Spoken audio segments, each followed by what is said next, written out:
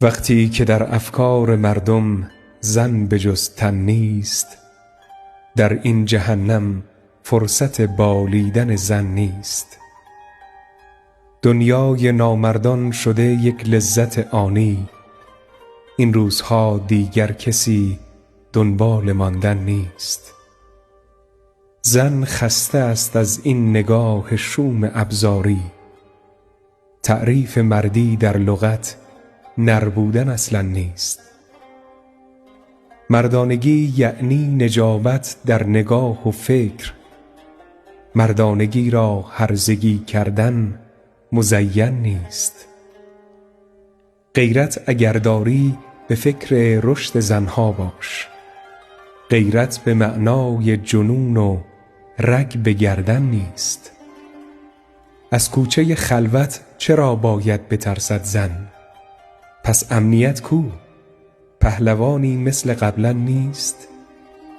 خاک شما در انحصار خار و خاشاک است، جایی برای مریم و ریحان و سوسن نیست. با زن فقط باید لطیف و نرم صحبت کرد، راه نفوذ قلبشان با داد و شیون نیست.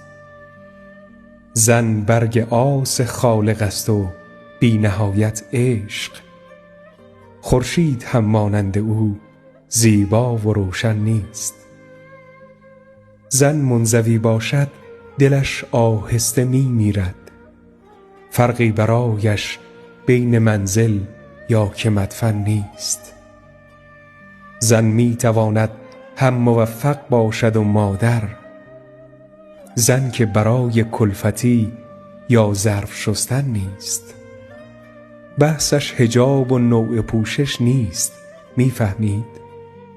آزادی زن را گرفتید، او که دشمن نیست. تنها دلش یک احترام ساده میخواهد، چیز زیادی نیست، این حقش مبرهن نیست. این شکوه ها را دختران میهنم گفتند، پس می نویسم شاعر این شعر گلشن نیست.